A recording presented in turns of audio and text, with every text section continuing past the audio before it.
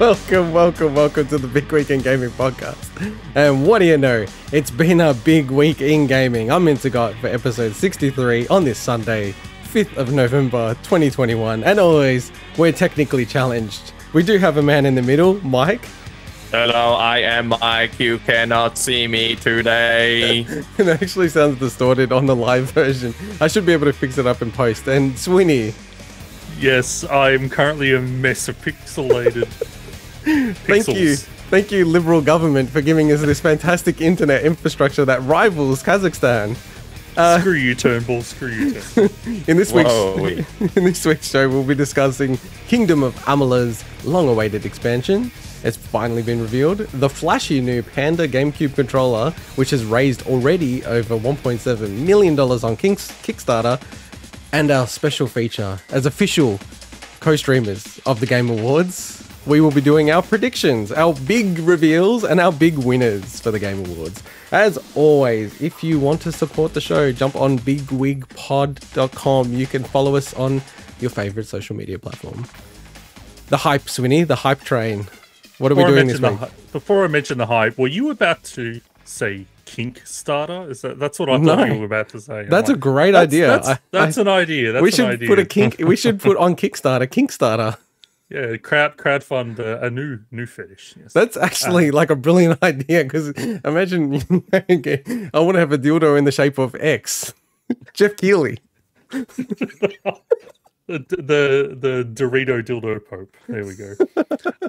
Hype. So yeah, we mentioned the Game Awards. So our live reaction will be on the 10th of December for us. So yes, I think it's technically 9th of December in earlier time. That's right. But yeah, so, yes. Yeah, it's all advertised as the 9th of December. So we're streaming it whenever it's live for you. It'll be live for us, and that's when we'll be streaming it. And I also realized, because I have said to you guys before that I can't talk about gaming. I did mention to someone at work that I game, and I did frame it as I'd be more comfortable to say I'm gay, not a gamer. And they laughed and said, yeah, that's probably right. So it proves my point. And I also realized that I'm taking the day off. Like, I need a day off anyway, but we're streaming the Game Awards. But I also realized, shit, that's the day that Halo's coming out. So I think there's a small chance that people will hear about this Halo game coming out on the Friday and go, wait a second, what the hell? This guy's taking the day off. I almost doxed myself just then. Why he's taking the day off? Maybe he's a gamer. Maybe he's playing Halo. Your career will never recover. Exactly. So exactly. And do we have a correction? Whoa, we have a correction this week. We've got a hell of a correction. This is a correction I've been waiting to make for a long time. Literally since June. Okay. Oh, wow. Okay. In our Dark Souls retrospective video, I stated that you could find a +5 lightning spear in Sen's Fortress in Dark Souls. That is incorrect. And you put me on a wild goose chase on that one. It is. You'd already beat the game. Shut up. You get a base lightning spear. It's not a +5. It's been eating me up since then. I just randomly, I don't know, putting out some washing. I'm randomly just going to find any video from our back catalog from the YouTube channel, and I was going to press play. It happened to be the Dark Souls retrospective. And when I heard that, I'm just like, I've got to remedy this. I've got to bring it up in the show. And oh my God, I look amazing on video right now. Oh, thank God it's improved. Oh my God, my face, it's back to normal. Yeah, I don't know why it does that. We'll have to, figure it out one day. I think as soon as I press record, it just like shocks the system. But anyway. And then we can't even see Mike this week. He's so distorted. Should we put it on just to show how bad it is? Oh, you can do that. Yeah. All right, Mike, you ready? Oh, he's probably naked now. No, I don't even know if he's not online. naked. I am here. Hello. Oh no, he's actually turned his video off. I have turned my video off. It actually, Mike, it actually is distorted. You're like pretending it's distorted, but it's actually clipping as you're talking. It's also very loud to me, but that's fine. I'll do it. I am sorry about what is happening. I love you still. Some love from the community. Love from the community about Radiohead's Kid Amnesia, which is cool. Like, it's great that there's a lot of fans out there. So. I have not heard anyone speak negatively about it. Anyone who's actually tried it has said, oh, that was really cool. Even people who weren't super into Radiohead. So, yeah, I think it's worthwhile. It's free. I wonder, is there a speed run listing? Do you know, I was thinking of trying to do that. That's so funny you said that. I'm gonna check this. Dude, out. I was actually like, it would be funny as a joke to try to speedrun it and then submit it to speedrun.com as notoriety for the show. I'm gonna have a look if there's a listing. Check it out. Check it out. I love the idea. And before we get into what we've been playing this week, what I realized is the master of the run sheet, Swinny. Oh, Swinny, do you have an answer on whether kid A there's two categories. There's an any percent, an any percent, and there's four people currently ranked on the speedrun leaderboard, and there's an all rooms category. Yeah, because you can get to the end without. Yeah, which is currently empty. So no one has posted a speedrun time for the all rooms category, but the bots have put the category up. Wow.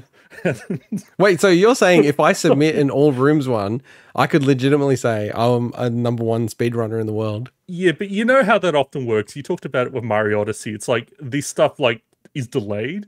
So there's a chances are this stuff's already been submitted. One of the speedrunners is called Salad in My Pants. So that's a great username. And what country are they from?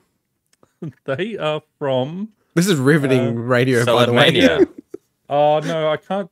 This is a riveting. Oh, they're from the US. Okay, fair enough. So, yeah. What I honestly, this is more interesting than finding out what I've played this week. So I'm enjoying this banter. I heard about half of that. So I noticed the master of the run sheet has deleted my question of the week. So I forced it back in. What do you mean? You've got to put the question in to make. No, but you got to put the prompt because I don't even remember that I was going to do it. Okay, so this is the question I was going to ask. Normal or hard? Normal or hard? Ooh, I like it normal first, and then I like it hard. Okay, so he likes it normal first and then hard. Yes. How about you, Swinny? We're talking game difficulty here, yeah? Yeah, of course. Okay, all right. Then it depends on the game. I knew that you were going to have a conversation. It does, yeah. The thing is, honestly, if we're talking action adventure games, then hard's usually probably better. Not like extreme, like whatever. If you're talking like 4 levels of difficulty, the 3rd level is usually where I think it sits well. If you're playing like things like RPGs and stuff, like turn-based games, normally I'll just sit on normal with that because that's how I just feel that it's probably the right balance for those kind of games. But yeah, you didn't ask easy or normal though. Oh, we're not easy. We're not easy boys. There's some games I'm like, bugger this, I'm chucking this down to easy. But just to get through a part and then crank it back up? Well, it depends. It depends if there's some games I'm like, you know what, I just want to sit back and relax and chill out with this game. I just chuck it down on easy, you know. Not most games. It's just every now and then. So. And you're mostly hard, right, Mike?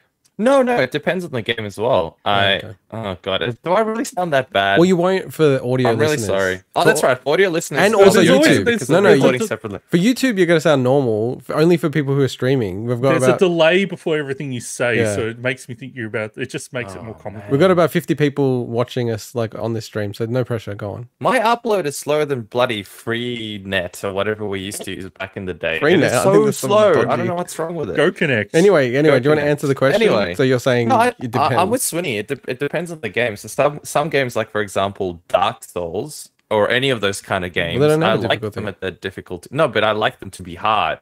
Yeah, but they have no difficulty. Are you saying in games where you have to choose the difficulty? Of course, normal difficulty or hard difficulty. I get it. It really depends. So what was that beep?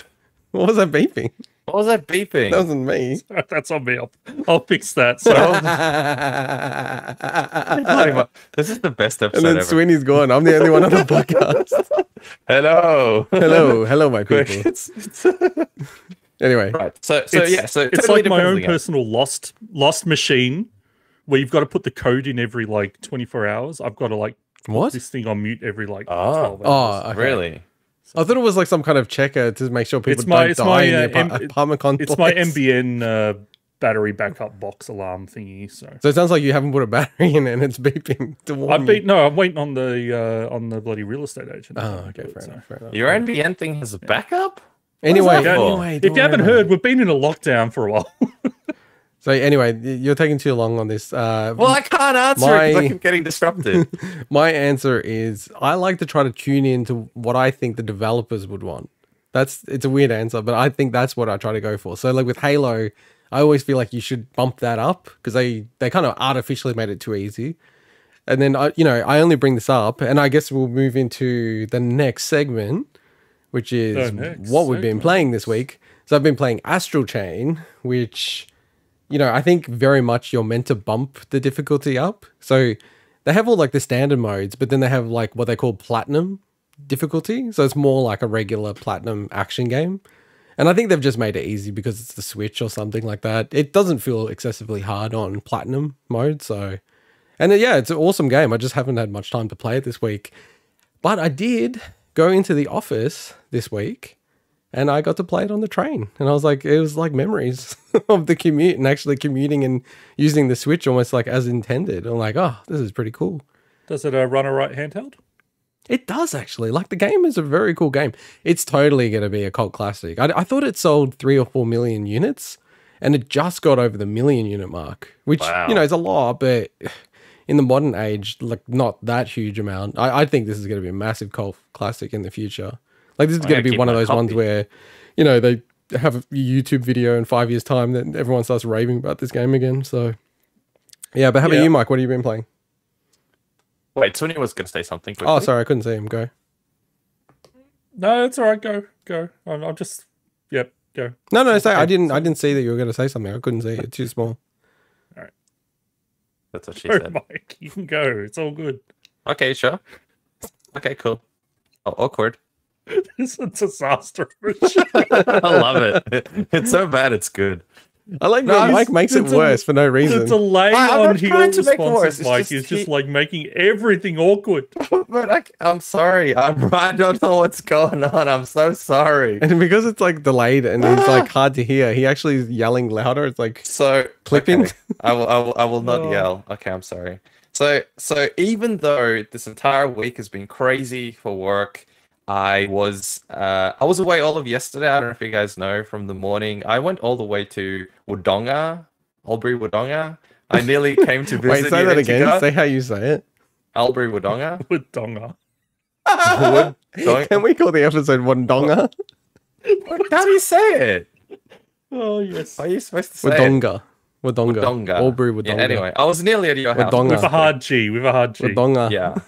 For a day trip. And I was gone all of today, and then I had to do a honeycar thing. And a honeycar? Yeah, honeycar. A chanika. Oh, as we call it. Hanukkah. Hanukkah. I thought you said honeycar. No, not a honeycar. Hanukkah. I'm going to blame it on the fact that you guys can't hear me because I'm coming up as a robot. Not because I can't pronounce shit properly. Anyway. This is a car crash I cannot escape. Somehow. But you got to realize, Mike, people are going to watch. 99% of people are going to hear you perfectly clearly. So you just got to always keep that in your mind for the whole show. Okay, I better remember that. So anyway, that's besides the point. So I played Resident Evil Village, finished it finally. Shut up. So I finally finished that game, and yes, it was good. Game of the year material? Ooh, we'll find out later. We're hyping. We'll find out later. Segment. Yeah, who knows? All right. Yeah. And what about you, Swinny? Oh, what? We're already up to me? Yeah. The advent calendar of the year. Your version of the advent calendar. Yeah. So about this time last year, I did a segment on the show explaining about True Achievements 12 Days of Christmas. They're awesome, advent calendar style achievement challenge where you get a new challenge each day.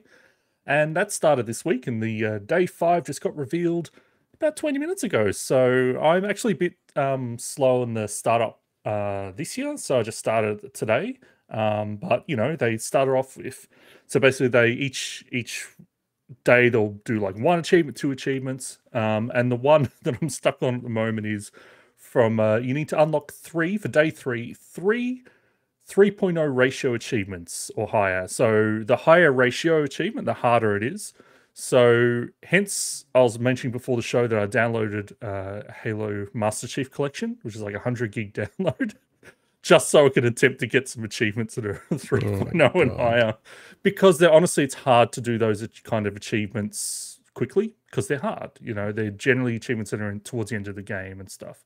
But what's playing on the screen at the moment? Yeah, I was about to say, what's this got to do with the one? So this is Max Curse of I think it's Curse of the Brotherhood. Yeah, Curse of Brotherhood, and it's a game that I've slowly been playing through over the course of like 4 years at this point. What? This was basically an Xbox One launch title. I think it launched the month after the Xbox One came out. I remember. And it's a game pretty cool. that it's actually pretty good. It's got some issues, but it's a game that just manages to always show up in this list for valid achievements for, you know, these challenges. So it's each year, it's like I'm slowly playing through this game over the course of like 5 years at this point. Like I'm just got through like chapter 3, and you know, so it's it's weird. It's like it's like a holiday game for me, you know, go back to it when I need it. So To Die Hard for Christmas. and Didn't you say that last week as well, by the way? Anyway, go on. Well, that's what it is. anyway, but one of the other things I wanted to talk about is actually a very important update on the biggest story of 2021. Mm-hmm. Steven Universe Unleashed the Lights. So I reviewed this game earlier in the year. Yes. Okay, set this up well. I'm going to attempt to it. So it was a game that I beat. There is some B-roll. Oh no, we removed the B-roll. Yeah, That's right. There is no B-roll. There is no B-roll. So if anyone wants to know what the game is about, you can go check out a review. I'm not going to explain the game. Yeah, watch our review of it. That's right, to learn about the game. Yes, and where we spend like 5 minutes talking about the game and 20 minutes talking about this specific situation that I'm about to update. No, I want to hear if Mike remembers this. Okay, Mike, do you remember anything about Steven Universe? What was it? What was it? Go, you explain it then, Mike. It is about a guy who. No, he doesn't remember. No, I remember. I don't remember the details of it, but I remember you talking about it. But what was the crux of what we were talking about? What was the critical thing? I asked for advice. So yes, what was the advice? What was the situation? Yes, he should get that penis enlargement. He's got ADHD to the max. He doesn't remember jack shit. That was way too long ago. Unless it's about him, he doesn't remember. Can I say? Yes. Okay. Yeah. So you got to the spot where it's like, okay, do I keep playing this game, start it again to try to get these achievements, or wait till they patch more stuff in, or an expansion, I remember now, or an update, and then therefore continue from that point in time? Otherwise, you'll lose your progress. And I said, wait.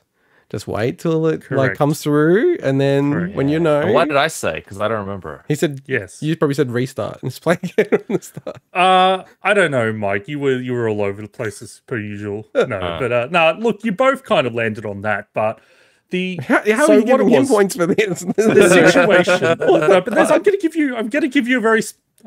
give you a very specific brownie point though. I just want a regular point, not a brownie point. Okay, a regular point. So the issue with this game is there's a single save slot. Yep. And the achievement I needed was missable throughout the main story. But they just released an update that was all end game stuff. So I was worried, are they going to update it again? I've wiped my whole progress just to go back to the start of the game to get it. So I randomly went and checked out the developer's Twitter this week, which is Grumpy Face Studios.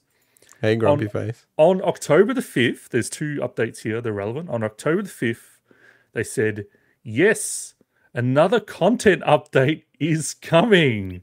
Although we don't have a date to share, but it will be super fun. So there is another content update coming, all right? Have no idea if there's achievements, whatever, right? But this one, on November the 13th, a new minor update for Unleash the Light has been released on Apple Arcade, which was the first platform it released on, that adds a new save slots feature and some improvements. And in my review, Intergot, you said, they might add the ability to have save slots. So you were on the money, man. You were on the money. And I'm you know, I do have mixed feelings when I have to say that you are spot on about something. But it makes me very happy that when they update this, it means that I will, you know, my issue will be solved. So I'm very happy. So that's the important update. I didn't pull this clip because I didn't want to add to the "Am I the Arsehole" competition between you and I. But I think there was a clip of me saying about Halo, and I'm like, I think what they're going to do is split the multiplayer off, release that on the 20th anniversary, then release the rest of the game later, and all this shit. I was like, holy shit. I think I was like right on the money with that. Like, it was like I was reading some report. I'm like, no, why am I playing that? That's good. Man, no it's reason. like you should be a businessman of some I should sort. be a businessman. Yeah, exactly. You're right. And then the last thing is a game that I played a little bit this week. I planned on playing a lot more of it, but for various reasons I didn't, which is Justice Chronicles, the new Hit Point developed game and the latest Kemco release on Xbox. So this game is actually not a brand new game. So this actually came out in 2015, I believe, for the 3DS.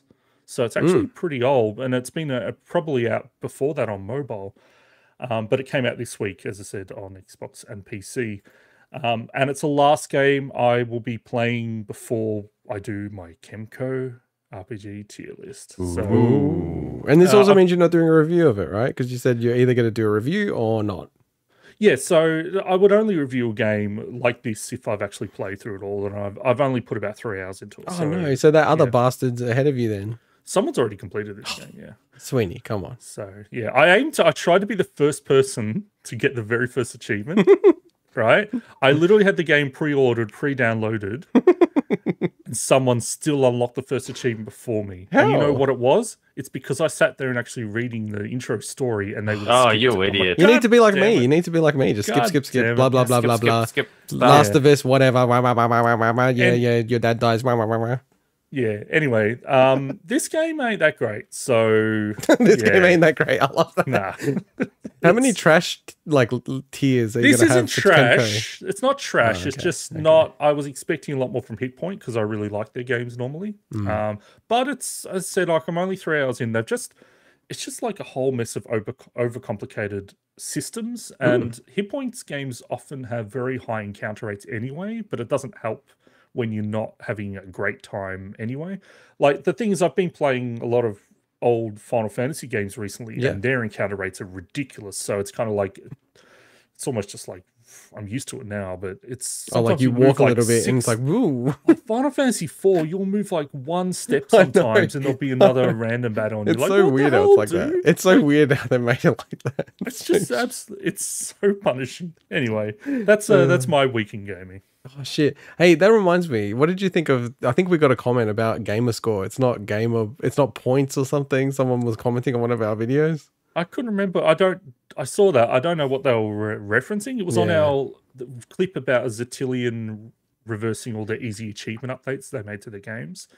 But I don't know who they were responding to. It's like, it's not points, so I can't remember who mentioned that. I didn't go back and watch it. So. I mean, like, I feel like it'd be funny if they're going at you, saying about achievements, and you don't know what you're talking about. That comment, they went hard on another popular achievement channel that posts the guides for it. They're like, they haven't fixed it and updated it. I bought the game.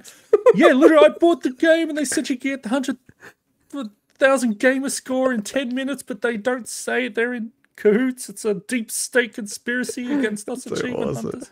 No, they didn't say that part, but yeah. It's awesome. All right. Well, you're going to take over the next segment, Winnie. Oh, that's and right. We're heading into the news.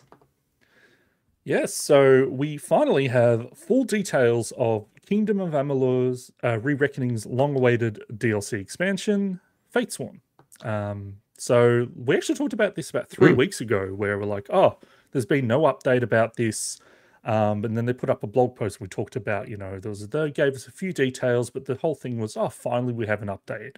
And in that new segment, I mentioned, look, they said that development's pretty much wrapping up. So that means we may see this in a few weeks, or maybe, depending on if they've done QA or not. And it's coming out on the 14th of December. So, basically just less than, a week and a half or so. So that's really, really cool. So the DLC is only coming out for PC, PS4, and Xbox. There is a Switch version of Re-Reckoning. They haven't given a release date for that yet. But I believe the Switch version of the whole game itself came out later anyway. So maybe it just lines up with the pipeline of that. But it's I think it's about $20 US, the expansion, which is actually, to me, sounds a bit pricey when they say that the main campaign for the expansion is going to be about 6 hours long. I think that's a bit of a high price, but this is also a smaller developer. Now, they are owned by THQ Nordic, who are not small, but it's the kind of game where I'm okay to pay for that amount because it supports also a game that I really love and shows that, you know, that there's, you know, demand for it, right? Exactly, demand for potentially new stuff in the future. As a businessman, I support you buying the product to support the demand. It does seem like this is actually going to be the last thing that they do for this, because they say that it will conclude the game. So I would say buy 2 DLCs, Winnie, and really show your support. Maybe we'll give you more. Because I only have a single account. So I have to go break the terms of service and set up a second account just to do that. Yes, okay. I'll do that. Worth it. Just like buying 2 DLCs. Buy it on your PS5. What did I do with 2 DLCs? Anyway, so this... I was mentioning that you're going to buy for multiverses. You're going to buy the 2 DLCs. Oh yeah, but that's fair. Anyway, okay, just on that quickly. So sorry, we're totally breaking into this. Yeah, we need to get back to the game. Mike has got this thing where he's going to buy Lloyd Christmas or any Dumb and Dumber character, no matter what the price is. He's going to buy 2, one for him and one for our Uber fan Joe Jives, who's in the chat right now. Shout out to Joe Jives. We need to start covering multiverses because I want to see the time when they announce these kind of things and then jump on and get excited, get hyped. It's like the old Smash days, Sweetie. Because that's all I'm banking on. If they go, oh, it's like $30 Australian or something, I'm gonna love that. We'll do that. Beautiful. And, all right, get back into Kingdom of AMALOR. About AMALOR. So, little business. So they're actually introducing this new mechanic, or this thing that looks like it's kind of, going to be across the different gameplay systems, that's called Chaos, which is pretty funny because the whole Final Fantasy Origins Chaos. But basically it's connected to, like, there'll be new Chaos type weapons, new Chaos enemies and things like that. Now, it will obviously have everything you expect an expansion or a hefty DLC to have, like new side quests and everything like that. But it's got new music by Grant Kirkhope, which is awesome. That's cool. Because I don't know if they remastered or they definitely wouldn't have re-recorded any new music for Re-Reckoning, because I think that would just be ridiculous. I could be wrong about that. Watch out for the future correction on that one. But to have new music by Grant Kirkhope, who is very famous for Banjo-Kazooie and a lot of the classic Rare games on 64 era anyway, that's awesome. They're also increasing the level cap from 40 to 50. And that's actually really important for this game because its skill system is like, you run out, when you hit 40, you're kind of like really disappointed because there's a whole bunch of cool skills that you just can't like use. And you can't experiment as much. So I think it's really good that they're doing so you can't like complete, you can't then expand out to other skill trees or? Well, no, you can't, like, most RPGs you can't, but you can definitely respec. But that actually ties into another thing, which is Twist of Fate cards. So they're introducing new Twist of Fate cards, and they're all based on, there's 3, I can't remember exactly what they are, but there's 3 like core like attributes. And depending on how you level all 3 of them up, it will then give you access to different perks and as in the form of Twist of Fate cards. So it's cool that doing all that stuff. You can really build some awesome characters with that. But yeah, it's great to finally have a release date and coming so soon. I'm pumped. I've been waiting for this since it came out last year. I love Kingdoms of Amalur. It's one of the most underappreciated games of the that generation, the 360 PS3 era. And it's so great that it got a second life at the hands of THQ Nordic. So it's pretty crazy how that happened. Like, that's just a bit of a 1 in a million, I think, that they sort of resurrected it a bit. Yeah, I mean, it's a game that obviously they did work to it, but it's also kind of feels like a bit of easy money to release a remaster. Like, you just put a nice new coat of paint on it. There's a lot of people that will replay. You get some new business out of it. But it's a game I love, so I'm really happy that it did. So yeah, no, I think it's really, really cool news. I'm really happy for you. Also, I think there was like someone in the comments who was like super keen about it, and they were asking us, when is it coming out? What's going on? I was like, shit, I don't know any of this. This game has its fans, man. Like, and it was, even when it came out, it was actually a very good game. But it was, yeah. As in, like, it was quite liked. It just obviously. It had a lot of story behind it that overshadowed the game itself. So. Oh yeah, the whole context and everything like that. Yeah. No, that's really cool. I'm glad that it's coming out and so soon as well. Yeah, maybe we'll hear impressions next week. We'll see how we go. Or is it the week after? Anyway, my math is probably week after. Sorry, I'm just getting traveling time. I'm getting excited about that time period because that's when the analog pocket starts to ship that week. So it's just like I'm always like thinking ahead. And the reviews of it come out. I'm like super nervous about that. But anyway, all right, let's get on to our second and final news story for this big week in gaming. And it is the new Panda Global controller that they're releasing. So esports group or org, Panda Global, have revealed their new GameCube style controller, simply named the Panda controller. It is designed with a Pro Smash Bros. Player in mind. The controller is handled by their Panda hardware team in collaboration with Gearhawk Studio.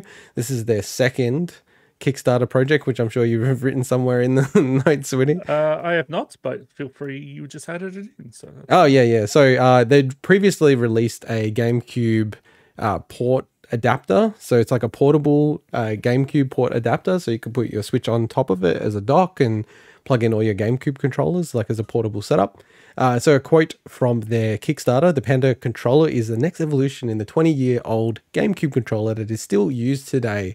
Highest quality parts ready for competitive play. We have a pro team after all. Out of the box and powerful customization features that let you form this controller to your hands. So pretty much as soon as this went live, it went to like 50,000, 100,000. I checked it the other day. It was like 1 million. I'm like, oh, wow, okay, they got it to 1 million. That's Australian dollars. And then, yeah, now we're checking it now. It's like 1.7 million Australian dollars. It's just absolutely dominating. And it still has 25, 26 days to go as of when we're recording this. So they have met absolutely all their stretch goals. And I think they're trying to make up new stretch goals as we speak. In terms of price, it's $90 US. And it's estimated for delivery in December 2022. So it's not shying away or scaring anyone. So in terms of like some of the big features, it has pro grade parts, Panda stick box for precise analog inputs. I don't know if we say anywhere here, but one thing about the GameCube controllers, you can't guarantee that, just say if you press all the way to the left, it is like 100% to the left. It's like often slightly not less than, it's less than 100% to the left, which means your character will not move at the absolute full speed it can. So the controller guarantees you always can have that because you can calibrate it. It has smooth face buttons, 2 back buttons, left and right bumper triggers, customizable length triggers, magnetic front and back plates, secure wire lock, USB-C to USB or USB to GameCube cables, snapback dampening buttons, and rumble and D-pad switches. And then there's also that power pack, I think they're calling it, or the add-on features, which you can plug in like a weight pack, wireless pack, and then they've also got a travel case that they're releasing. It's pretty incredible. I was wondering if you're going to get one, Swinny, or you were thinking about it. I'm thinking about it. It sounds great. It's the kind of thing where it's weird. What I've seen in the video and stuff, it doesn't look great, but I'm sure it plays great, if you know what I mean. It's like, I know you can customize it though. I think just the standard white look of it doesn't appeal to me at all. But I think once I start to see some more custom potential looks to it, but yeah, I play on a Pro controller these days, which I know is like a bit of a sin. But I've moved on from GameCube with Ultimate for some reason. I think it's the fact that I didn't have my GameCube adapter when I first got Ultimate, so I kind of learned to adapt to the Pro controller. Then when I went to jump back to the GameCube, it felt a bit weird for me. Plus, just like I'm playing different characters now these days, so it just feels like, I don't know, it just feels like a fresh start. But it looks really cool. I love the idea of like the weight add-on pack and the fact that you can change the height of the triggers and stuff like that. So it's I love this idea and Panda putting this out. I'm on the fence whether I'll get one or not. Yeah, I'm like so tempted to get one. So I'm just on the project page for Kickstarter. So Mike, with this controller, you can actually plug it into a computer and then like calibrate each of the like cardinals, like the directional pads. That is pretty cool. So they all perfectly hit like 100%. Like if they ever drift or anything like that, you can calibrate everything. They have this crazy stuff where it's like, as the controller wears in, like the input, like responsiveness changes. So you can actually dial that in to calibrate it. So it's actually as if it's like fresh out of the box. It's wow. Like I think the thing is GameCube controllers are very variable in terms of, you know, their build. And so you have these crazy situations where professional players will, because they're so tuned to their equipment, I guess, they have like 30, 40 GameCube controllers, and then they find one that they really like, and that's all they use, and they covered it. And like you hear stories about like them throwing it and they've wrecked it, and then like, oh shit, like they play like crap for the rest of the tournament. So it's just like, I can really see why this has happened in terms of the demand of this, right, Swinny? It's like, you know, like they say, they're Panda Global or an esports org, and, you know, they have a lot of Smash players, and that's not going away, and they don't have really the right equipment. But your ultimate comment at the start, Swinny, of, to me, it looks like so, no offense, but like so knockoff. Like, it's some dodgy knockoff that you buy, you know, at a dodgy shop or something. It doesn't look professional at all to me personally, but I do actually value a lot of the professional players who aren't in the Panda Global organization, like, you know, Hungry Box, who are like, I've tried it, it's amazing, I'm getting one. Like that to me, I'm like, well, dude, that's his job basically. So if he's kind of enjoying it, I'm like, oh, you know, yeah, maybe. That's all I'm saying. I think it looks like it will actually play great. Yeah. But it's also not priced like, you know, like I've bought an Xbox Elite controller too. I've bought macro controllers for like hundreds of dollars and stuff like that. This is priced at what, 90 USD. You know, so it's not priced at like a super premium level. It's reasonable, yeah. For a kind of product you'd expect it to, you know. I have no idea what the postage would cost to ship it out to Australia, but yeah, I just love the fact that this is Panda doing this. You know, we talked the other week about them collaborating with Nintendo for the first, you know, licensed Smash kind of, I guess, circuit. It's kind of, things have massively blown up for them. And I know obviously there's lots of third-party GameCube style controllers out there. But it's like, part of me is like, they obviously would have had to be very careful about doing this alongside the relationship they have with Nintendo as well. You know, just not that they can do this obviously, but also Nintendo are obviously only going to work with people that they feel are, you know, are staying within their bounds, you know. So. Yeah. So I'm just showing on the video, Mike, that they have this snapback dampening. So like over time, when you actually move it, that you can actually calibrate. See how like it snaps back? That's crazy. And then you can calibrate like what it's meant to be doing. This thing is like insane. The other cool thing is that all the tools you need for this controller are actually in the Allen key, and then the Allen key has a spot on the controller to attach it to. Oh, that's cool. It's like my Nespresso machine has that. Yeah, like this thing is really like, it's genuinely made by people who love Smash and just want to build something. It's like, if I wanted to build the perfect controller, what would I do? It's like, this is it. Like, it does remind me a little bit of Analog, where it's like, okay, I want to make the perfect portable Game Boy. It's like, okay, that's what it is. Like, that's what they're doing. They're not trying to do anything more than that, really. So it's also got a decent sized D-pad, unlike the GameCube controller's tiny little horrible. It is maybe the worst D-pad. Like, and it's not like the functionality of it's the worst. It's the size is just disgusting. Yeah. It's so bad.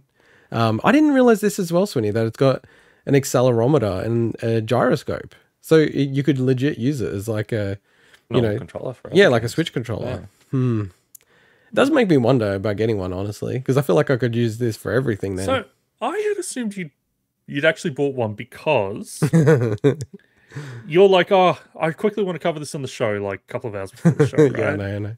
And so you shared a link with me, and the link was like, had checkout. Yeah, I think that's where I got to. Right? And I'm like, you shared me the link. The link was useless to me. Oh, right? really? Oh, shit, sorry. So I'm like, I have to delete like the whole end of it to get back to the page.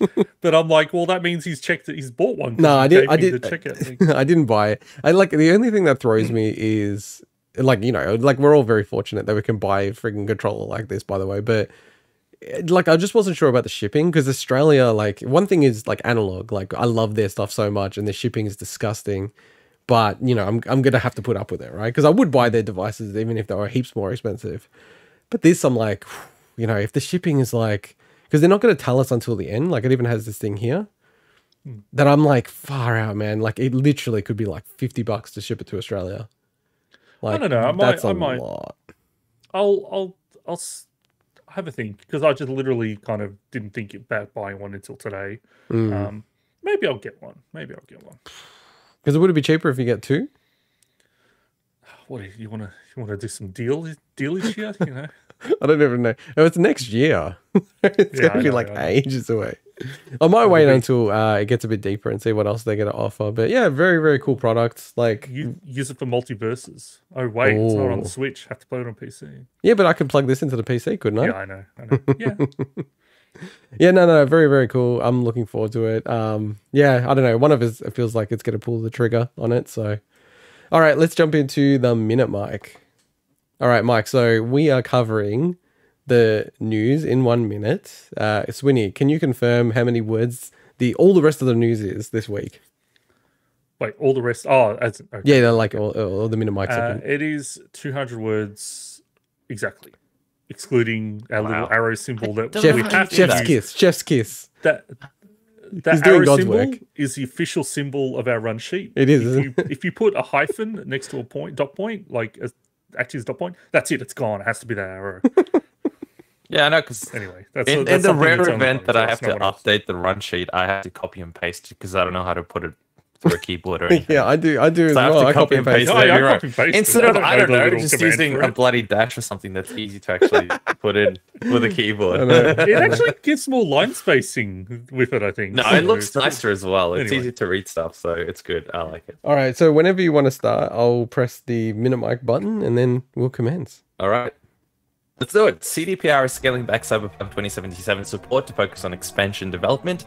Metro Droid devs Mercury Stream are working on an action RPG with 505 games. The acclaimed 13 Sentinels Aegis Rim arrives on Switch next week. The Battlefield teams have received a massive shakeup, with DICE LA Respawn head by Vince Zampella, no overall boss of the franchise. Titanfall has been removed from digital stores and subscription services, but Respawn have pledged to continue the franchise. Paper Mario is being added to the Nintendo Switch Online Nintendo 64 library. Nickelodeon All-Star Brawl has received a free costume DLC for each of the characters, while Smash Bros. Ultimate received its final character balance patch, which has buffed 2 of its God's mains and nerfed the Hellspawn Min Min. Sony has patented a PlayStation style voice controller for mobile devices. Valve stated that they will allow exclusive games for the Steam Deck. Take-Two is taking on its Takes-Two with a technical takedown over the trademark. DJ Steve Aoki held a bizarre Sonic the Hedgehog VR concert featuring barely any Sonic music. The recent Quake remaster is getting a horde mode and new Bloodborne glitch. Oh my god, I didn't make it. Has been found that allows infinite rapid fire for all. Oh no. No, you have to stop. No one can hear the rest of the news. I'm sorry. There's some really cool stuff at the end. The stuff that we were gonna actually talk about. Some of these things. The second last item, I was thinking, should we talk about it? But the viewers don't know it. Oh god. I have You know what this means. You know what this means. Just a disaster is what. You know what this means, Swinny. What he has to do now. Yeah. You can't see me, but I've already taken my shirt off. He is streaking. He's streaking. I've already taken my shirt off. You'll turn the camera back on. Careful. Yeah, it's just you better watch out because I will. I'm going to be a blurry, pixelated, naked blob. Oh god. How are you going to streak? Are you going to be in your underwear or naked at PAX? I guess it's gonna have to be a Mangini. I don't know. Could you? Yeah, that'd be awesome. Mike, could you repeat? There's just one line about Take-Two. That is brilliant. All right, so please. I know the line about Take-Two. Obviously, that's a bloody tongue twister. Also, by the way, that destroyed him. It's what? That line actually. That's what destroyed totally it. Yeah. Scuttled him. Yeah. Take-Two is taking on It Takes Two with a technical takedown over their trademark. I love that line. It's really great good. line. That's a great line. Brilliant. Bob Loblaw opens Loblog. Yeah. Oh, the Bob Loblords. The episode where Minute Mike goes down. He goes down. Did I? Yes, buddy. I actually had a disaster. So at the start of the show, when Inter says, we'll be covering this, normally we have 3 things at minimum. And because until we added the Smash controller story, we actually only had really 1 news story and then our predictions that are coming up. So I put in there in the second thing temporarily, will Mike finally fail the Minute Mike? Yes, he will. That's the thing. And then I removed it. So I predicted the future somehow. Damn. So maybe I'll do better at my predictions for the Game Awards this year. Yes, the Game Awards. So this week we are predicting the Game Awards for 2021. this Friday, our time, Thursday, most people's time who are watching this, the Game Awards will be streaming live. Swinny and I, the true believers of the podcast, are going to be co-streaming it, official co-streamers of the Game Awards. Yeah, but what we're going to do in the interim is predict what we think will be the winners in 15 categories. We will walk through each of these categories. But is it before, Swinny? We're going to do the actual sort of like... No, I think we do the categories first, and then I think the more fun stuff is what the reveals are going to be. So we do that last. Okay. Okay, so, let me get it up on the screen. So, Mike, you might want to swap to that tab as well, which is our TGA 2021 predictions and our run sheet. Okay, so this is going to like reveal secrets because look at this. People can see our run sheet for the first time ever. See how organized we are with a tab called ideas. Now, can I just say this is empty. You know, my favorite podcast is Sacred Symbols, and it made me laugh so hard. So they get, I don't know, like 30,000 listeners per episode or some order of that, right? And so, but they're very professional. They've got their shit together and everything like that. And then there was one segment where they were like, oh, you know, I can't even remember what I said in 5 episodes ago. I write a run sheet, and he does a very detailed run sheet, Colin Moriarty. But then he's like, and then I just delete it. I just delete the whole Google sheet. Why would I ever keep this? And then one of the other guys, Chris Reagan's like, what kind of sicko would keep all of these things? Right? And I had a screenshot of like all of our fucking run sheets. And I'm like, I want to send it to these guys and go, I took it personal. Oh, man. So yes, people can see our run sheet at the bottom, but I think this does work better if we do it like this. Makes it more manageable. Did Moriarty say that he doesn't remember some stuff from 5 episodes ago? Yeah, but he deletes everything. Yeah. Why the hell are you guys expecting me to remember shit from like 10 episodes ago? No, it was 15 episodes ago, I think. Or even that. We remember. That's why we expect you. Remember. Okay, we expect more of you to bring us up, bring you up to our level. We don't want to do Game of the Year first. I failed you. We don't want to do Game of the Year first. Let's come back to that. Second last, right? You want to come back to that? Yeah, okay. Come on. It's Game of the Year. We're going to do that last. We're going to do that last. Sure. So we'll go through these things. Then we'll do most anticipated. I like that category. Then we'll loop back to do Game of the Year. And then we'll do our general predictions. We've got our little potty icons. These are awesome, dude. This is good work. I like this. I know. It's amazing artwork that I created myself. You know. Very good job. It's called resizing Mike's artwork. All right. Well, let's just control our characters. Don't control any other character. All right. Okay. Let's rotate as we go through. So I'll go first since I'm ranked first. Well, not ranked, but like I'm listed first. And don't worry about formatting Mike. I'll fix it all up. Yeah, Swinny will fix it on the fly. I'm on top of it. So, best game direction. We have Deathloop, It Takes Two, Returnal, Psychonauts 2, or Ratchet and Clank Rift Apart. And we should say last year I smashed it. I won this prediction game. So, I am the defending champion. Okay. I do want to win again. I should copy you. Surprise. What is your prediction? I'm very competitive. But I have to reveal my hand because I go first. I don't like that. Best game direction. Psychonauts 2. Nice. Mike. So we'll go in order and then we'll rotate. Okay, so cool. Deathloop for me. All right. You put it in there, Mike? Yes. No, you want me? I thought Swinny was doing it. Yeah, you control your character.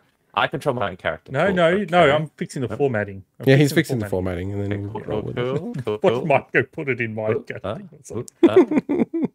Yeah, put it in the wrong one. That's funny. Deathloop. Okay. Oh, interesting. Okay. Yeah, he said Deathloop. All right. Mine is It Takes Two. Ooh. Okay. I like this. It's all different. Yeah, shit. This is interesting. All right, now Mike has to go first, and we'll rotate. And Mike, copy from the best game direction one, please. Thank you. Yep, that's good. And read out the games. So this is for best narrative. So for best narrative, we have Deathloop, It Takes Two, Life is Strange: True Colors, Marvel's Guardians of the Galaxy, and Psychonauts 2. I'm going to go with Psychonauts 2. All right, me next? Yeah, that's a rotation, yeah. Okay, I'm going for best narrative, Guardians of the Galaxy.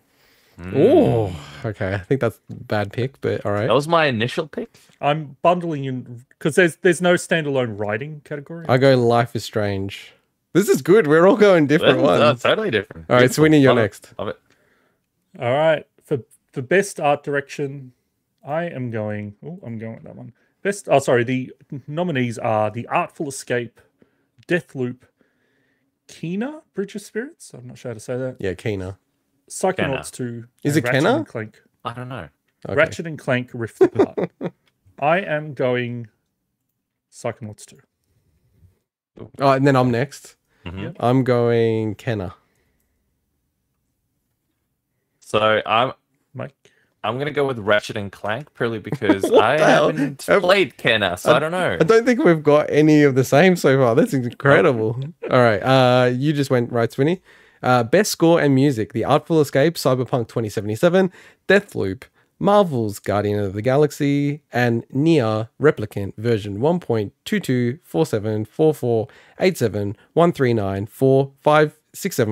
1.224744487139456712561 ... Was that the real number? Best score Continue and to- music. Artful Escape. All right. I am not going to go with Marvel's Guardians of the Galaxy because I feel like that just uses a lot of existing music. So I'm going to go with Cyberpunk. Come on, give me one win, baby. Okay. I am also going Cyberpunk. Ooh, okay. This could be the decider. I will say, I'll use this opportunity to say, it's a bit of a travesty that Nier is in this category because while the music is good, they actually, I think, made much of the music worse from the original release. So it's weird that it's picked. But hey, it's still a game I love. So. All right, you're up next, Mike. Okay, cool. So for best audio design, we've got Deathloop, Forza Horizon 5, Ratchet and Clank Rift Apart, Resident Evil Village, and Returnal.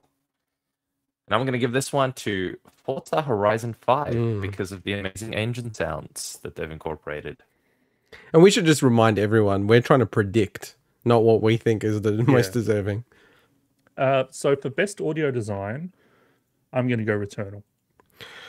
Ooh, I can't believe we're doing everything different. This is very fun. Besides, 99% of it so far. Yeah. I'm actually going to say Ratchet and Clank. They do some really cool audio stuff in that game. So, All right, is it me? yep. So best ongoing game. We have Apex Legends, Call of Duty Warzone, Final Fantasy XIV Online, Fortnite, and Genshin Impact. And my prediction is Final Fantasy XIV Online. My prediction is... Where's No Man's Sky? Oh, okay. Final Fantasy 14 Online. Oh, damn. That is actually my prediction Oh, damn. as well. Let's delete this fucker. Nah, leave it. Okay, who's next? Wait, was it me? It's you, yeah. Yeah, cool. Best action game. Whoa, okay. Damn, I'm really annoyed that I'm first on this one. The next couple are really tough. I reckon. Yeah, This this is a was tricky actually one. quite tough.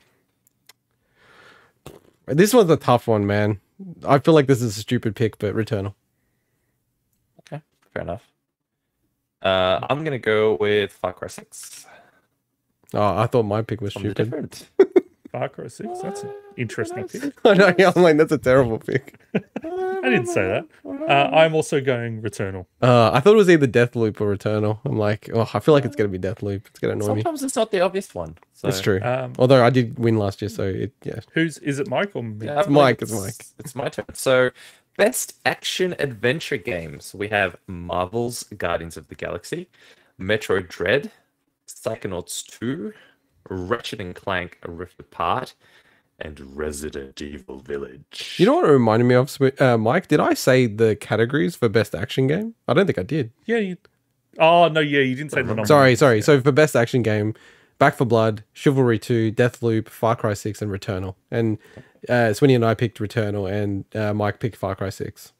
And Sorry about that. Maybe just repeat the action. Yeah, let's go again. Yeah, It's back so- best action adventure. Best action adventure, we've got Marvel's Guardians of the Galaxy, Metroid Dread, Psychonauts 2, Ratchet and Clank Rift Apart, and Resident Evil Village. And I'm going to give this one to Marvel's Guardians of the Galaxy. Wow. Okay, thank you, Robot Man. I am going to put my nominee for prediction, I should say, to Resident Evil Village for best action adventure. Yeah, I'm gonna put it in Resident Evil Village as well. Okay. Who are you up to now? You, Swinny? Yes. Oh, and the cards just fall perfectly. The cards just fall perfectly. And you wanted to do game... No, anyway. Best role-playing, best RPG. So the nominees are Cybersunk. Cyber Tits. What? No, Cybersunk. Cyberpunk 2077, Monster Hunter Rise, Scarlet Nexus, Shin Megami Tensei 5, and Tales of Arise. My nominee is Tales of Arise. This one's a really tough one. I feel like this game was really hyped up, but now it's dropped off. But I'm still going to go for it. Scarlet Nexus. Okay, 13 points goes to Latvia. Okay. No, sorry, we are in the wrong show. Okay, I am giving my points Cyberpunk, to obviously. Come on. Monster Hunter Rise. What? Okay.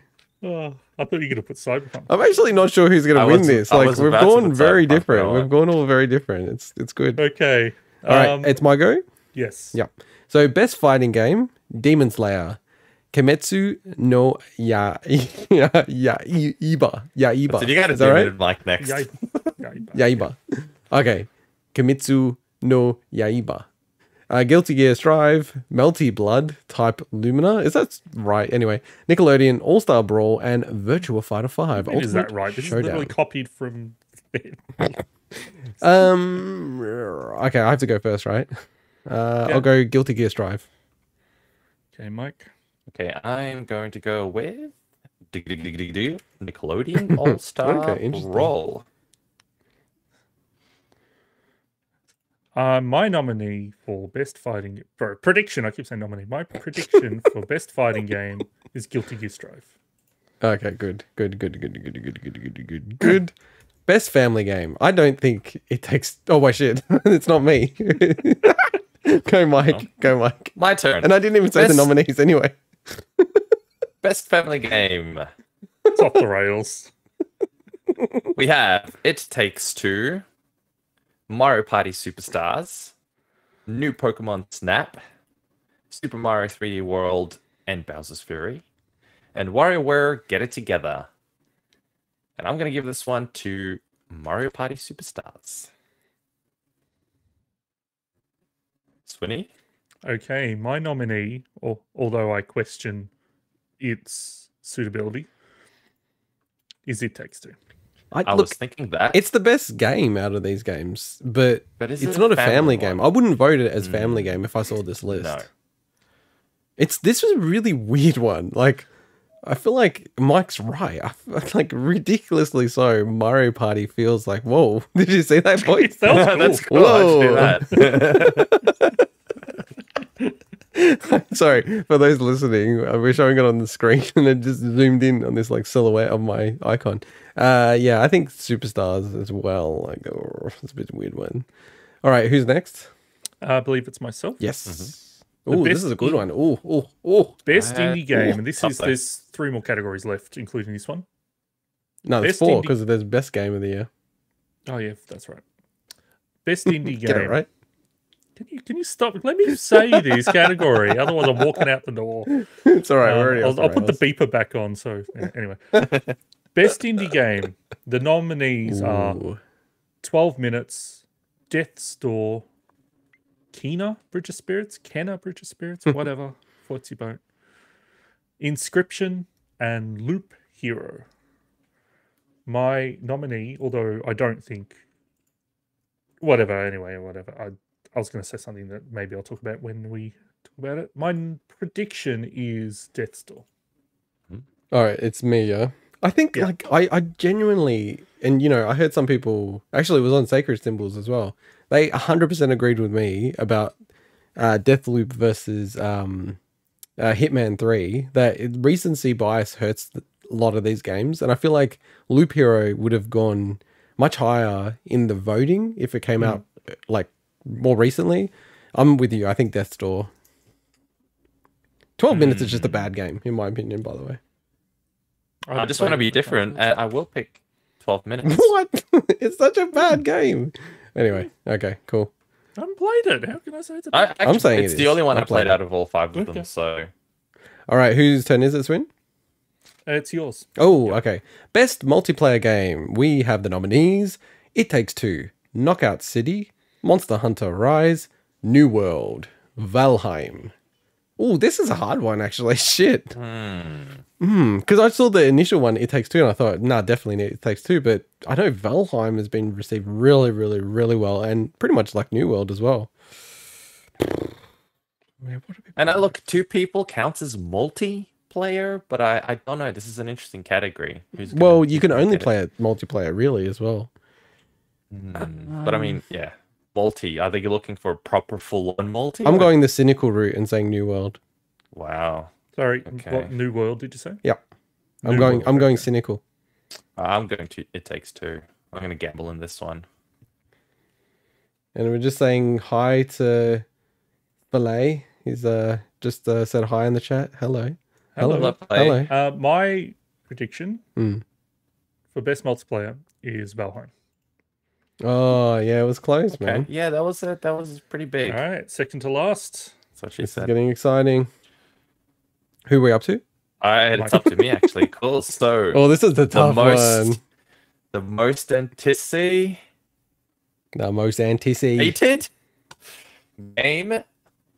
The nominees are Elden Ring, God of War Ragnarok, Horizon Forbidden West, sequel to Legend of Zelda Breath of the Wild, and Starfield. And mine goes to... You know what was going on there. Yeah, what was that? I was getting excited for each of these games. This is the banger list. Elden Ring is Mike's most anticipated. No, but this is not our most anticipated. This is what we predict will be the most anticipated. Prediction. Sorry, Well, it's a bit of both, but yeah. My prediction for most anticipated is Starfield. Ooh, okay. I honestly think out of every category, this is the hardest to predict. That's why I wanted to bring it in. I think this one's really hard. Okay, can I walk through my logic quickly? Elden Ring No.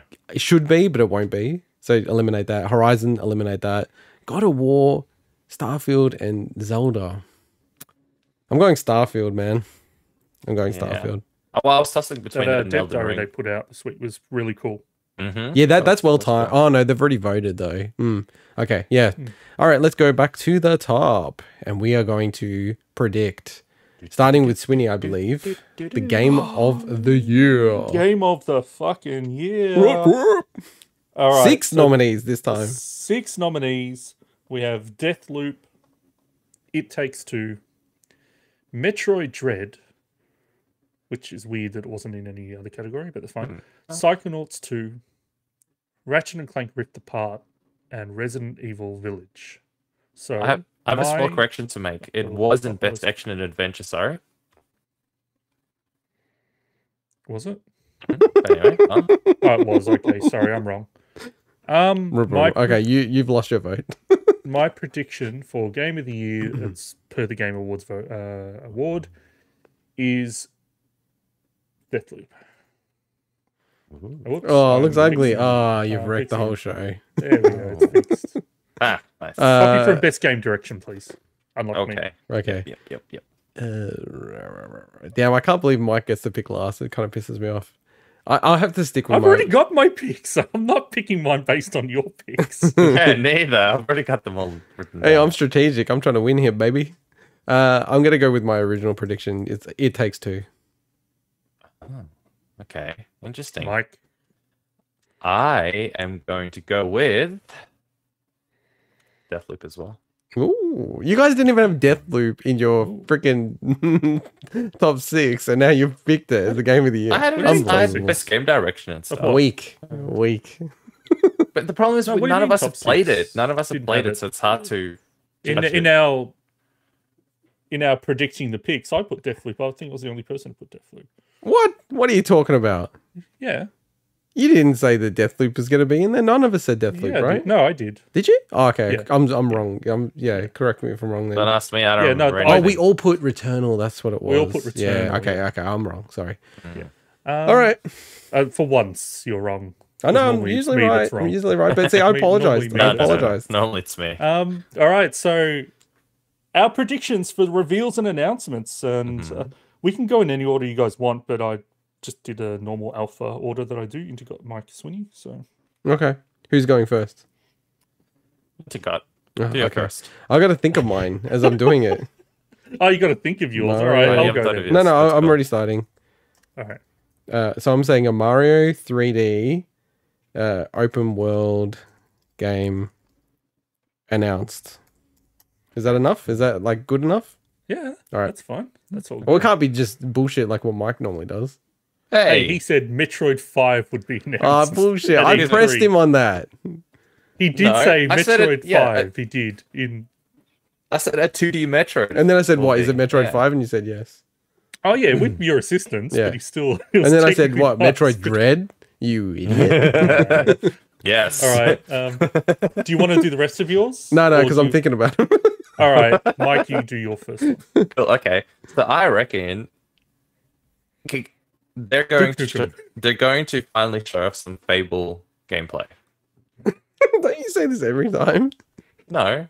I didn't say anything about Fable last time, did I? Fable before. I wanted to search for it, but I can't because everyone can see our process now. Mike, can you actually type it in? Yeah, can you type it in, you little bitch? Absolutely. So, showing Fable gameplay. All right, cool. It's so delayed. I love it. Okay. My first prediction is there will be a Kojima Productions segment that focuses on their new film and TV division, or music, sorry, and then leads into a teaser about their next game project. Oh, okay. That's a good one. I like that. Oh, it's a bit too long, though. That's fine. That's fine. I'm saying they will have Final Fantasy 16 trailer plus 2022 date. Is that good? That's a good prediction, actually. All right. Mike. All right. My second one is they're going to finally show something of the next GTA. Oh, that's big, dude. GTA 6 something. Yeah. That's massive. If that happens, that would be huge, dude. That's a big one. That's not going to happen. Okay. What? New GTA 6 something rather something. Fair enough. Okay, my second prediction for reveal/announcement is first proper trailer for Avowed. Not the like teaser. Okay. No, actual showing gameplay and stuff. Gameplay stuff. They haven't showed anything like that. Now we've talked about it. Other people have seen it, like Windows Central. So I think that is potentially an announcement. You guys have already got your third prediction. Because I was going to ask if you want to do some wild ass predictions. Although I've got my third one. GTA 6 is pretty wild. All right, you guys go. I'm still thinking of mine. You are? I can go next if you want, because I already got mine. You actually had like 3 weeks. New Bioshock. Oh, but that's been kind of leaked. Gameplay reveal. That's been leaked though. Wait, what?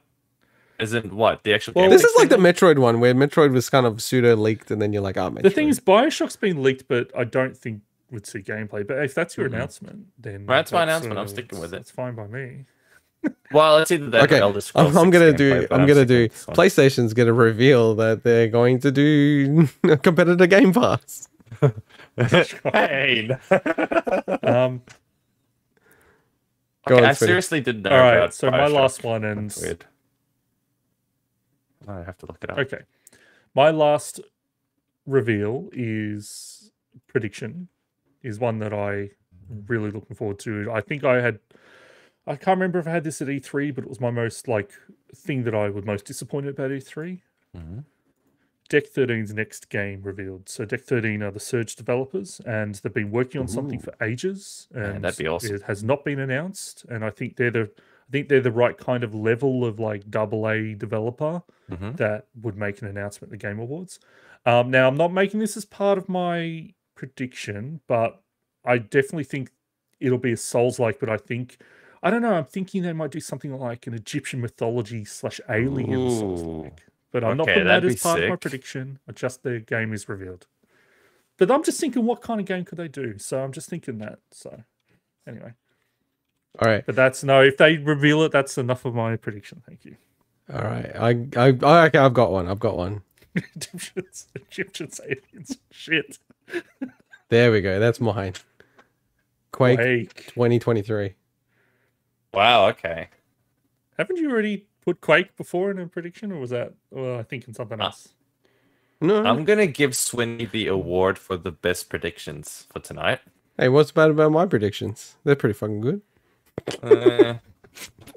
No. I think when they said the whole id thing, there was like a leak about the ratings, and I said, "Oh, I wonder if it's Quake has been like remastered or some shit like that." I actually think for once it's actually pretty balanced across these. Yeah, these are pretty realistic, but also not bad. Swing. I mean, like, one thing about Mike's is these are all known things. Like, these are literally all known. No, GTA 6 is not known.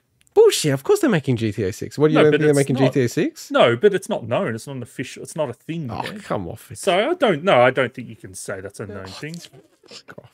As if they're not going to make GTA. They already pretty much said they make Deck 13's game is a known thing. Avowed is a known thing. Koji Pro's next game is a known thing. Yeah. They're all known things. Yeah, mine isn't.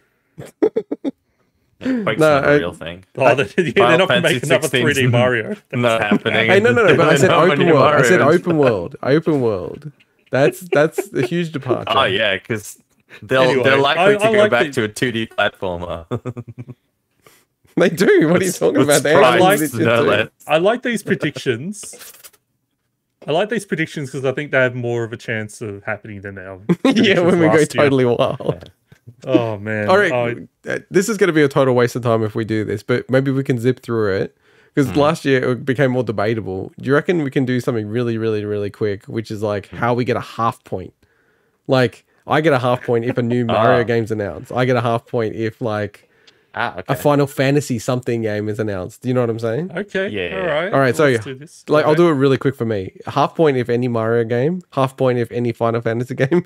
Half point if any id game. Okay. All right. Half point if any gameplay of any game is shown. You idiot. Half point if any gameplay of any game is shown. Half point if anything related to GTA is shown. I'll say even Rockstar. So if they do Bully 2 or something like that. That's stretching it, but okay, thanks. No, because the Fable one, you've got no outs. that's kind of why. And honestly, nothing, because I have no idea what else it could be. I think Bioshock. Let's say Bioshock or System Shock. Okay. Or any Shock. Good. Any Shock game. Any Shock. Any Shock. I hope some games just like Monkey Shock. And then they release Shocks are now coming 2023. Any Shock. You know what? It's going to be awesome if they go Any Shock. What was his Fable? Any half pointer? What was it? What did we say? I don't think we said any anything. Gameplay. No, like, not what was your Fable half pointer? It's just any Fable game, but like that's no, you can't say any gameplay because you need an immediate half point. I need it, man. I need it. Who's the guy behind Fable? Get half a point somewhere.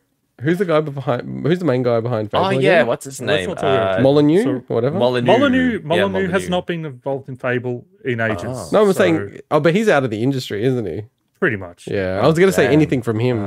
Nah. Well, it's Microsoft that's actually Studios probably still does. That's more of a prediction than any of this. Microsoft Studios still does. No, you can't say any. No, you can't do any.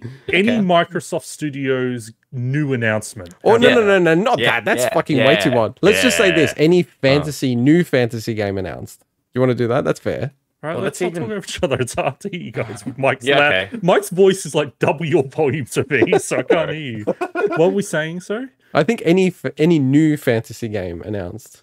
Okay, any new fantasy. That's a pretty wide bar, but okay. But I think any Microsoft game, there's definitely going to be a new Microsoft thing announced. A new Microsoft Studios game? Yeah, 100%. They've got 50 studios now. Yeah, but they've announced like 60 games. Yeah, and there's another 50 to go. Okay, any Koji Pro segment? No, let's expand this to as well as anything Metal Gear. Anything Metal Gear Solid. Anything Metal Gear. No, I don't want to link myself to Metal Gear Solid. Oh, any Koji Pro segment. I'm not talking him coming out and handing out an award. I'm saying an actual segment about Koji Pro, right? Okay. Yeah. Oh, I didn't think about Avowed. Anything from Obsidian. Yeah, that's good. That's good. Okay. Yeah, that's good. That's a good one. Yeah. Deck 13 is a hard one, man. And any new Souls-like. Yeah, Souls-like. Yeah, that's what I was. Any new Souls-like. Yeah. Yeah. No, it's I was going to say differently. I was going to say any game that involves aliens or shit or Egyptians. Yeah, any new Souls-like, and we'll judge whether or not it's a Souls-like. We'll talk. Let's say you get a full point if it's a Egyptian Souls-like from someone else, or an alien Souls-like, or a sewer Souls-like. All right, that's good. I like this. This is good. The half point. It's good. It's good to define it. I like that. That's good. Who's confident of winning? Yeah. Sorry, I'm just clarifying. The half point only have if you get your whole prediction right, the half point doesn't count. Yeah, 100%. Okay, just double checking that before someone tries good, the wrong correct. system. Well, I'd calculate it. Did I win if I have it, or did I? Well, you can still win just with half points.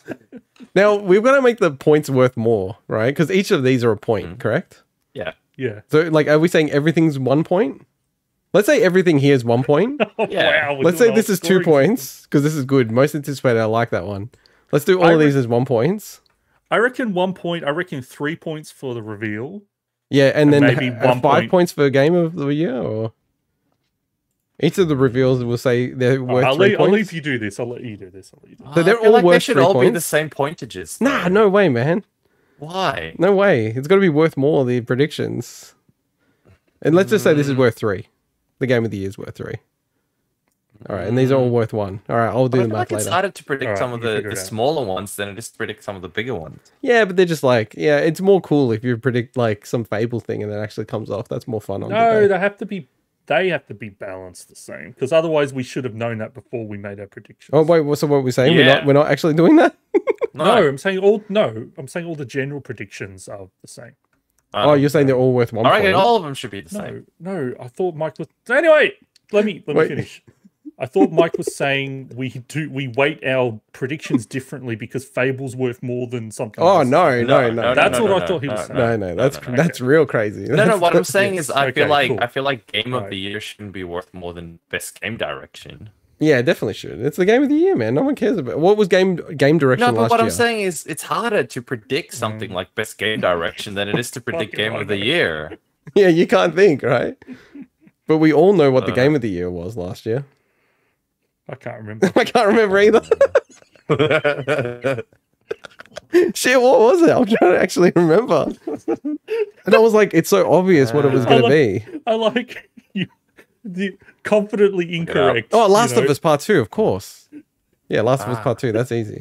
Okay. We all remember what the game No, I was saying that and I thought I'll remember it by the time anyone asked me. And I didn't. All right, that was fun. So we're all agreeing that each prediction is going to be worth 3 points. Then it's 1.5 points per half point. I agree with that. Wait, 1.5 or half point? Just make that a full point. Make that a full point. Oh, okay, fair enough. Yeah, I think that's balanced. It's a third of it. That's fine. That's balanced. Okay, make this 1 point then. 1 point. Yeah. Then game of the year is worth 3 points. For anybody listening to it's this, got to be worth 5 points. Sorry, it's 5 points. I feel sorry for anyone listening to this that doesn't have the visual guide to see. You can see it on YouTube if you want. I think we've explained everything, to be fair. So, all right, general predictions. Each prediction's worth 3 points. The game of the year is going to be worth 5 points. I don't agree with that. No, it definitely, because you know what? I know what's going to happen, dude. We're going to get to a point where it goes game of the year's last, and then the 5 points could be the difference of who's winning and losing. It makes it much more fun. But I think it's much more fun if it's smaller. I'll leave you in charge of the point scale. This is my go. I do these things all the time. You're more passionate about this than anything I've heard you cover in like the last 6 months of the show.